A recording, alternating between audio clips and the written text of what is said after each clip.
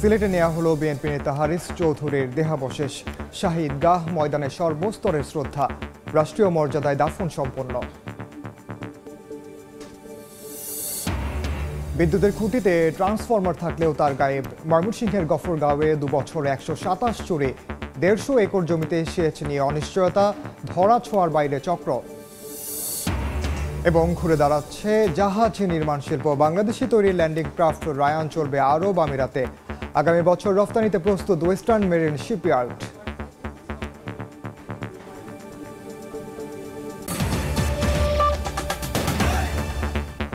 বাংলার সময়ের সঙ্গে আছি আমি ওমর ইনান। সিলেটে রাষ্ট্রীয় মর্যাদায় বিএনপি চেয়ারপারসনের সাবেক রাজনৈতিক সচিব হারিস চৌধুরীর মরদেহ দাফন সম্পন্ন হয়েছে। সন্ধ্যায় কানাইঘাটে শফিকুল হক চৌধুরী মেমোরিয়াল এতিমখানা এলাকার নির্ধারিত স্থানে রাষ্ট্রীয় মর্যাদায় তাকে দাফন করা হয়। এর আগে দুপুর ২:৩০টার দিকে নগরের শাহী ঈদগাহ ময়দানে তার প্রতি শ্রদ্ধা জানান সর্বস্তরের মানুষ।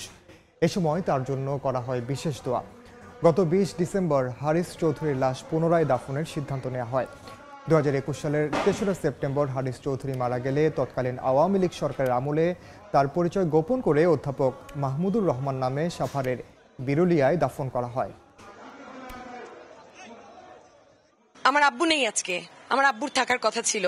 হয়তোবা দেশের ওই বই পরিস্থিতি না হলে আমার আব্বু আরো বাঁচতেন।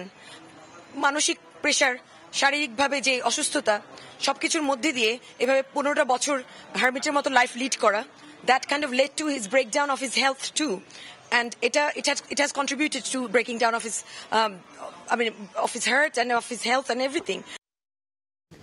জাতীয় সরকার গঠন করে ৩১ দফার সংস্কার পরিপূর্ণভাবে বাস্তবায়ন করা হবে বলে জানিয়েছেন বিএনপির স্থায়ী কমিটির সদস্য আমির খসরু মাহমুদ চৌধুরী।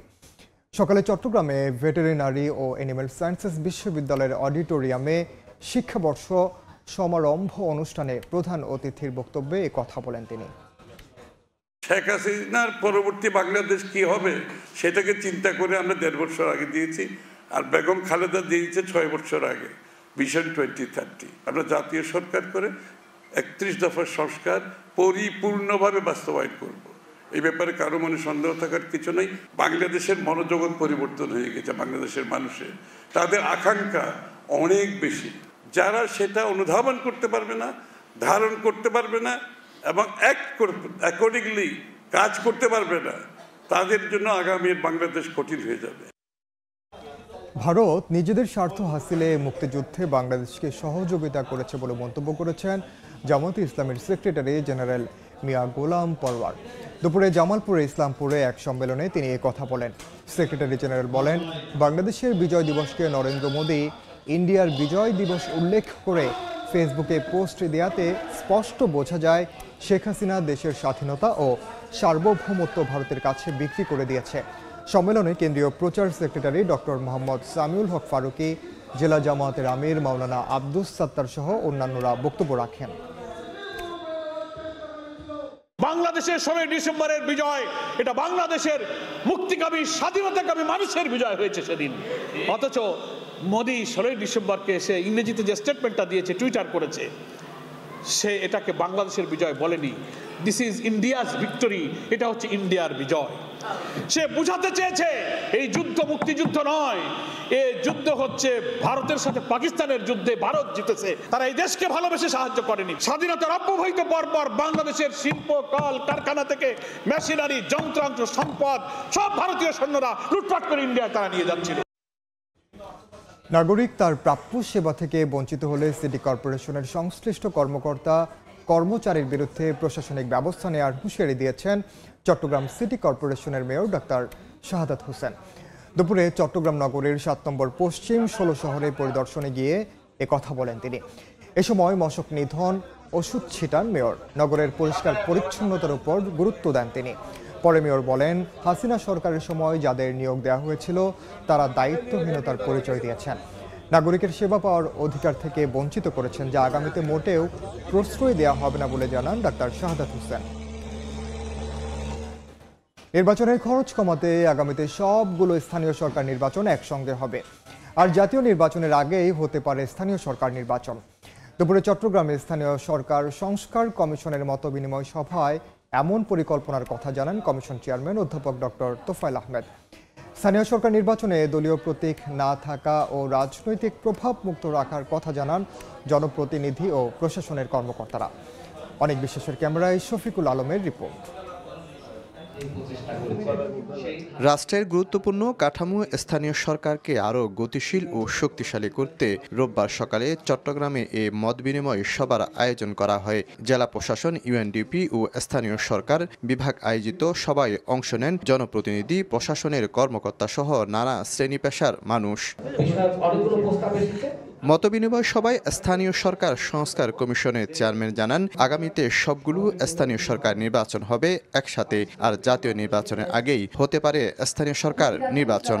5 বছর মেয়াদ শুরুতে যদি আমরা নির্বাচনটা হয়ে যায়, তাহলে তারা 5 বছর এই সরকারের সাথে মেয়াদে কাজ করবেন, অ্যানুয়াল বাজেট করতে পারবেন, পঞ্চবার্ষিক পরিকল্পনা করতে পারবেন। এখন যদি একটা নির্বাচন এক সময় হয়, ইউনিয়ন এক সময়, উপজেলা এক সময়, পৌরসভা এক সময়, তাহলে কিন্তু সরকারের সময়ের সাথে, সরকারের বাজেট বছরের সাথে, সরকারের প্ল্যানের সাথে এটা সম্পর্ক থাকছে না। এ সময় সরকারি কর্মকর্তাদের অপসারণের ক্ষেত্রে ক্ষমতার বিকেন্দ্রীকরণ, রাজনৈতিক চাপের কথা তুলে ধরেন সরকারি কর্মকর্তারা। নির্বাচন নিয়ে নিজেদের মতামত তুলে ধরেন বিশিষ্টজনরা। নির্বাচন কমিশনার যারা ছিলেন বা নির্বাচনের যারা শ্রীশ্রীর দায়িত্ব পালন করেছেন, আমার মনে হয় তার স্বচ্ছতা আনার জন্য তাদেরকে বিচারের প্রক্রিয়া নিয়ে আসা উচিত। জনমুখী প্রশাসন গড়ে তুলতে হবে স্যার। যিনি প্রশাসক আছে তিনি জনগণের কাছাকাছি যাবেন, তাদের শুনবেন, তাদের সমস্যার সমাধান করবেন। এই জন্যে স্যার কর্মকর্তাদের নিয়মিত প্রশিক্ষণ এবং দক্ষতা উন্নয়ন প্রোগ্রামের আয়োজন করা যেতে পারে। 5 ঘণ্টা ধরে চলা সবাই নারীর ক্ষমতায়ন, সাংসদদের একচ্ছত্র আধিপত্য, আইনি দুর্বলতা, বরাদ্দের অসঙ্গতি ও দলীয় প্রতীক বাতিলের বিষয়ে কথা বলেন জনপ্রতিনিধিরা। 50% বরাদ্দ উপজেলার চেয়ারম্যান, 30% এবং উপজেলা মহিলা এবং পুরুষ ভাইস চেয়ারম্যান 10-10 করে যেন সংরক্ষিত রাখা হয়। আর এই ক্ষমতায়ন শব্দটা কিন্তু আমাদের সময় সবচেয়ে বেশি ইউজ করা হয়েছে, সরকার বেশি ইউজ করছে। সেই হিসেবে কিন্তু আমাদের নারীদেরকে কোনো ক্ষমতায়ন হস্তক্ষেপ করে দেয়নি। গ্রামে বা ওই ইউনিয়নে থাকবেন, তিনিই যেন শুধু নমিনেশন পান এবং দলীয় প্রভাব যেন মোটেও না থাকে। আগামী ফেব্রুয়ারির শেষের দিকে সংস্কার কমিশনের সুপারিশ সরকারের কাছে জমা দেওয়ার কথা রয়েছে। শফিকুল আলম, সময় সংবাদ, চট্টগ্রাম। বাংলার সময় আরও থাকছে। হবিগঞ্জের লস্করপুরে 7টি বাগানে সংগ্রহ হয়নি চা পাতা। কর্মহীন 2000-এর বেশি শ্রমিক। বেতন ভাতা বন্ধ থাকায় নেমেছেন আন্দোলনে। ঘুরে দাঁড়ানোর চেষ্টায় কর্তৃপক্ষ। ময়মনসিংহের গফরগাঁওয়ে থামানো যাচ্ছে না বিদ্যুতের ট্রান্সফরমারের তার চুরি। গত 2 বছরে পিডিবি ও পল্লী বিদ্যুতের 127টি ট্রান্সফরমারের ভিতরের মূল উপকরণ চুরি হয়েছে। সম্প্রতি দীঘা গ্রামে এক রাতে 6টি চুরির ঘটনায় 150 একর জমিতে সেচ নিয়ে অনিশ্চয়তা দেখা দিয়েছে। খুঁটিতে ট্রান্সফরমার থাকলেও ভেতর থেকে খুলে নেওয়া হয়েছে মূল উপকরণ তামার তার। নিচে পড়ে আছে বিদ্যুতের লাইনের কিছু ধাতব উপকরণ। সম্প্রতি এমন চুরির ঘটনা ঘটেছে ময়মনসিংহের গফরগাঁওয়ের দীঘা গ্রামে। গফরগাঁওয়ে থামানো যাচ্ছে না বিদ্যুতের ট্রান্সফরমারের তার চুরি। গত 2 বছরে পিডিবি ও পল্লী বিদ্যুতের 127টি ট্রান্সফরমারের ভেতরের মূল উপকরণ চুরি হয়েছে। সম্প্রতি দীঘা গ্রামে এক রাতে 6টি চুরির ঘটনায় 150 একর জমিতে সেচ নিয়ে অনিশ্চয়তা দেখা দিয়েছে। এতে বিপাকে পড়েছেন কৃষক। 5-6 দিন পরে রোয়া লাগানোর সময় অনেক সময় যদি কারেন্ট না থাকে তাহলে তো আমরা কৃষক মরার মতো, অনেক ক্ষতিগ্রস্ত আমরা। কিছুদিন পরে পরে এটা যদি চুরি হয়ে যায় তাহলে তো এটা অনেক সমস্যা। এটা তো দেখা গেছে রোয়া লাগানোর পরে আরেকবার চুরি হয়ে গেল, এটা আরেক সমস্যা। এই চুর ধরে যদি ধরা যায় তাইলেই কেবল আমাদের বাঁচার পথ হবে। আমরা আইনে লাগাইলাম কষ্ট করে, আবারও যদি খুলে নেওয়া যায় দ্বিতীয়বার লাগানোর মতো শক্তি আমাদের থাকবে না। বিদ্যুৎ বিভাগ বলছে 5 কেভি থেকে 25 কেভি পর্যন্ত ক্ষমতার ট্রান্সফরমারে 9 কেজি থেকে প্রায় 30 কেজি তামার তার থাকে। পুরনো তামার তার প্রায় 1000 টাকা কেজি করে বিক্রি করা যায়। চুরি ঠেকাতে পুরস্কারও ঘোষণা করা হয়েছে। বিশেষ করে এই শীত মৌসুমে যখন ঘন কুয়াশা থাকে, মানুষের আনাগোনাটা কম থাকে, এই সময়টাতেই চোরগুলা টার্গেট করে এই সময়টাতে তারা ট্রান্সফরমার চুরিগুলা বেশি করতেছে। পুরস্কার ঘোষণা করছে, বিশেষ পুরস্কার, যে যারা এই গ্রুপ ধরে দিতে পারবে তাদের একটা বিশেষ পুরস্কারের ব্যবস্থা করব। একের পর এক চুরি হলেও ধরা ছোঁয়ার বাইরে চক্রটি। সেচ ব্যবস্থার সাথে যারা জড়িত তাদেরকে সচেতন করে পাহারার ব্যবস্থা অলরেডি আমরা সেখানে রেখেছি এই সিজনটাতে, যাতে অন্যান্য বছরের তুলনায় আমাদের এই ট্রান্সফরমার চুরিটা কমে আসে, সেই লক্ষ্যে আমরা কাজ করে যাচ্ছি। গফরগাঁও উপজেলা পল্লী বিদ্যুতের ৬৬,০৩৬ জন ও পিডিবির প্রায় ৭১,০০০ গ্রাহক রয়েছেন। ওবায়দুল হক, সময় সংবাদ, ময়মনসিংহ। জাহাজ নির্মাণকারী প্রতিষ্ঠান ওয়েস্টার্ন মেরিন শিপইয়ার্ডে তৈরি ল্যান্ডিং ক্রাফট রায়ান চলবে আরব আমিরাতে। মারওয়ান শিপিংয়ের জন্য ৬৯ মিটার দীর্ঘ বিশেষায়িত জাহাজটি প্রস্তুত করা হয়েছে। আগামী বছর জাহাজটি রফতানি করা হবে বলে জানিয়েছে কর্তৃপক্ষ। বিস্তারিত জানাচ্ছেন পার্থপ্রতিম বিশ্বাস। ২০২০ সালের পর আবারও জাহাজ রফতানি করতে যাচ্ছে জাহাজ নির্মাণকারী প্রতিষ্ঠান western marine shipyard. Marwan shipping নামে আরব আমিরাতের একটি কোম্পানির ৬৯ মিটার দীর্ঘ বিশেষায়িত জাহাজটি প্রস্তুত করা হয়েছে। রায়ান নামক ল্যান্ডিং ক্রাফট জাহাজটি আগামী বছর রফতানি করা হবে।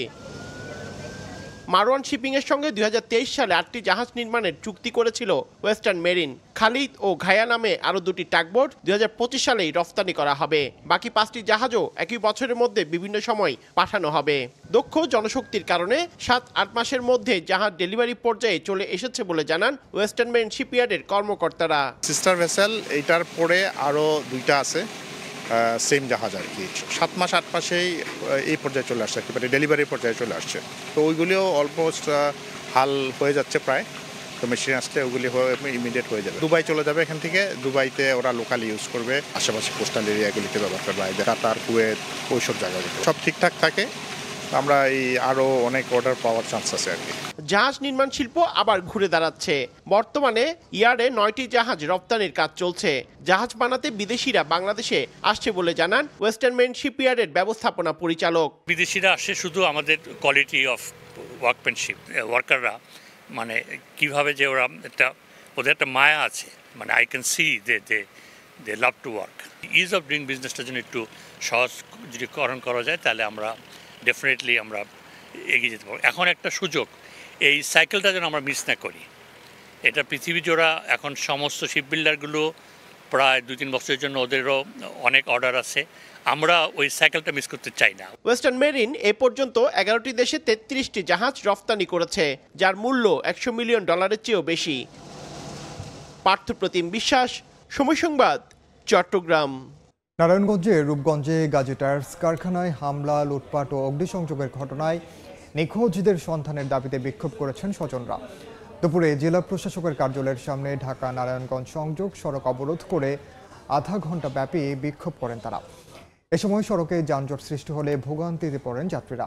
খবর পেয়ে সদর উপজেলা নির্বাহী কর্মকর্তা ঘটনাস্থলে গিয়ে আশ্বাস দিলে অবরোধ তুলে নেন আন্দোলনকারীরা।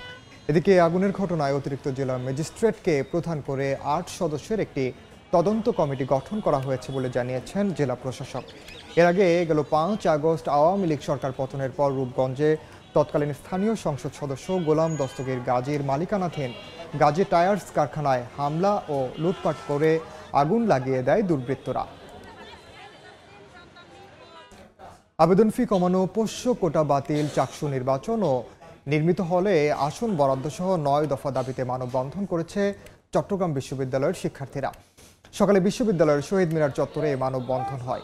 এ সময় বিশ্ববিদ্যালয়ে ভর্তি পরীক্ষার আবেদন ফি 1000 টাকা থেকে কমিয়ে 200 করার দাবি জানান শিক্ষার্থীরা। পাশাপাশি ক্যাম্পাসে টিএসসি নির্মাণ, স্বাস্থ্য বিভাগ চালু, অনলাইন ভিত্তিক একাডেমিক কার্যক্রম এবং গুপ্ত হামলা বন্ধ করে দোষীদের সর্বোচ্চ শাস্তির আওতায় এনে শিক্ষার্থীদের নিরাপত্তা নিশ্চিত করার দাবি জানানো হয় মানববন্ধন থেকে।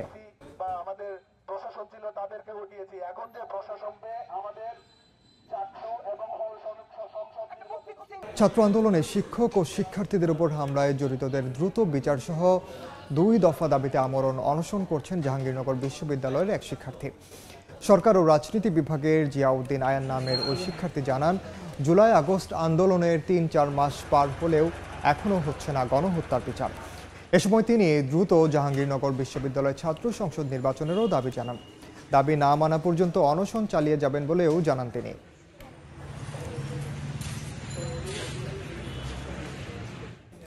বাংলার সময় আরও থাকছে। নেত্রকোনা পৌরসভায় তীব্র গ্যাস সংকট, রান্না নিয়ে বিপাকে গ্রাহক, রেস্টুরেন্টের খাবারে বাড়ছে স্বাস্থ্য ঝুঁকি, অবৈধ সংযোগে কম সরবরাহের অজুহাত তিতাসের। হবিগঞ্জের লস্করপুর ভ্যালির 4টি সহ 7টি বাগানে গেল মৌসুমের চা পাতা সংগ্রহ হয়নি। কার্যক্রম বন্ধ থাকায় কর্মহীন 2000-এর বেশি শ্রমিক। দীর্ঘদিন বেতন ভাতা বন্ধ থাকায় আন্দোলনে নেমেছেন তারা। তবে ঘুরে দাঁড়ানোর চেষ্টা চলছে বলে জানান সংশ্লিষ্ট কর্মকর্তা। শুকিয়ে গেছে চা গাছের পাতা, আবার অনেক বাগানে গাছ বড় হয়ে গেছে স্বাভাবিকের চেয়ে অনেক বেশি। বাগানের পাশাপাশি বন্ধ রয়েছে সংশ্লিষ্ট অফিসও।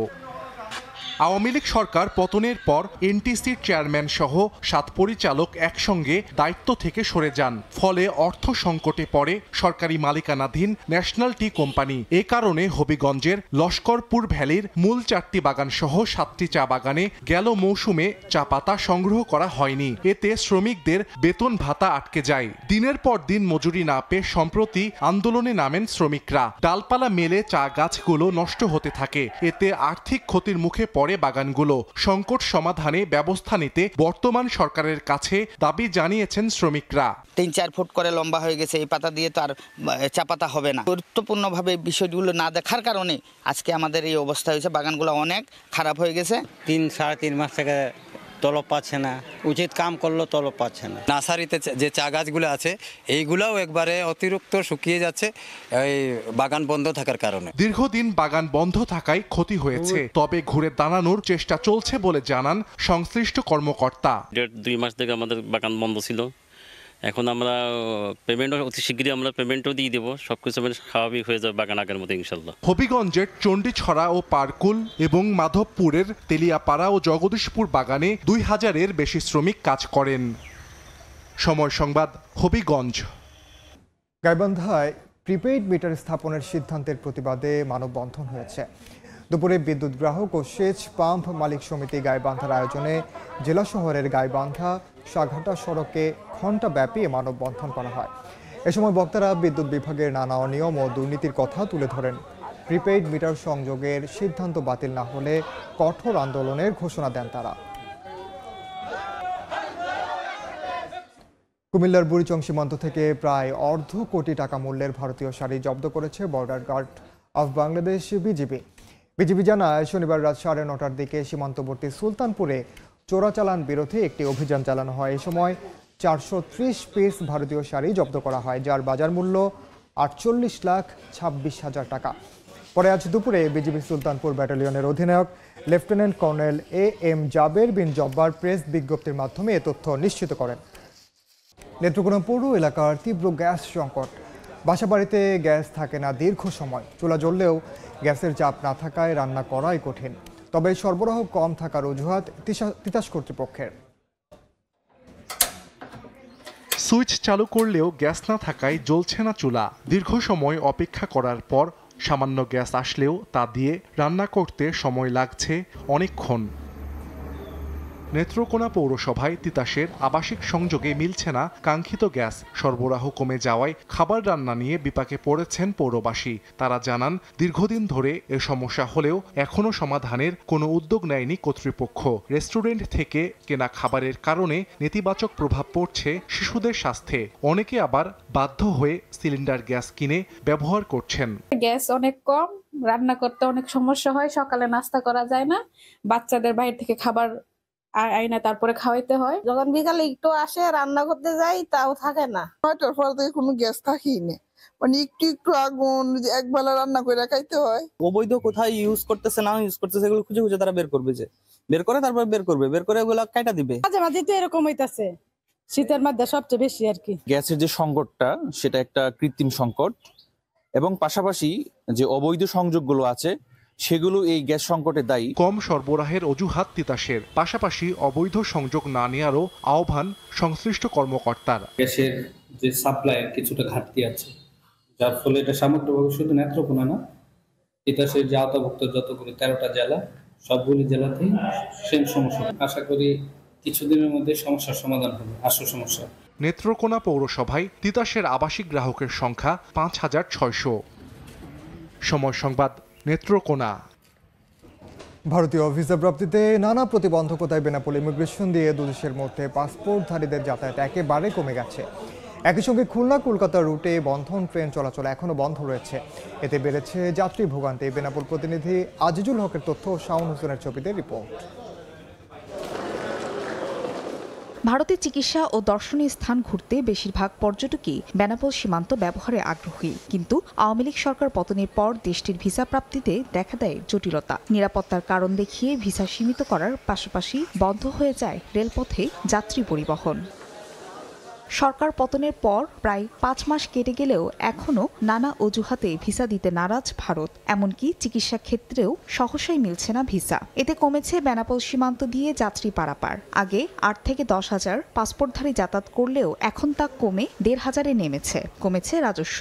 জানুয়ারি 3 তারিখ পর্যন্ত এই ভিসার মেয়াদ আছে। নতুন করে যদি ভিসা চালু না করে এরপরে আর যাওয়া হবে না। ভারত সরকার নানা অজুহাতে আপনার এই রেল পরিষেবাটা আপাতত বন্ধ আছে। এটার জন্য আমাদের দু দেশেরই যাতায়াত ব্যবস্থা খুব দুর্ভোগে পড়া লাগতেছে। যারা যাচ্ছেন, যে কয়েকজন যাচ্ছেন, তাদেরকে বাংলাদেশ স্থলবন্দর কর্তৃপক্ষের প্যাসেঞ্জার টার্মিনালের পক্ষ থেকে সমস্ত সহায়তা প্রদান করা হয়। সবশেষ শনিবার বেনাপোল পেট্রাপোল ইমিগ্রেশন ব্যবহার করে ভারতে গেছেন 1471 জন। এর মধ্যে বাংলাদেশি ছিলেন 1194, বাকিরা ভারতীয়, জাপানি ও নেপালি। সময় সংবাদ, বেনাপোল। শিবাচার্য জয়নুল আবেদিনের 110তম জন্মবার্ষিকী পালন করা হয়েছে। সকালে ময়মনসিংহ নগরে শিল্পাচার্য জয়নুল আবেদিন সংগ্রহশালার উদ্যোগে বর্ণাঢ্য শোভাযাত্রা বের করা হয়। বিভিন্ন সড়ক প্রদক্ষিণ শেষে জয়নুল আবেদিনের প্রতিকৃতিতে ফুল দিয়ে শ্রদ্ধা জানানো হয়। এর আগে জয়নুল আবেদিন সংগ্রহশালার হলরুমে আয়োজন করা হয় চিত্রাঙ্কন প্রতিযোগিতা। জয়নুল শিশু চারুপীঠের প্রায় 80 জন ক্ষুদে শিক্ষার্থী এতে অংশ নেয়। পরে বিজয়ীদের পুরস্কার দেওয়া হয়। এছাড়া দিনব্যাপী ছিল আত্মপরিচয়ের সন্ধানে 11 শীর্ষক চিত্রকর্ম প্রদর্শনী। বাংলার সময়ের শীর্ষ সংবাদগুলো জানিয়ে দিচ্ছে আরেকবার। এবং সিলেটে নেওয়া হলো বিএনপি নেতা হারিস চৌধুরীর দেহাবশেষ। শাহী ঈদগাহ ময়দানে সর্বস্তরের শ্রদ্ধা। রাষ্ট্রীয় মর্যাদায় দাফন সম্পন্ন।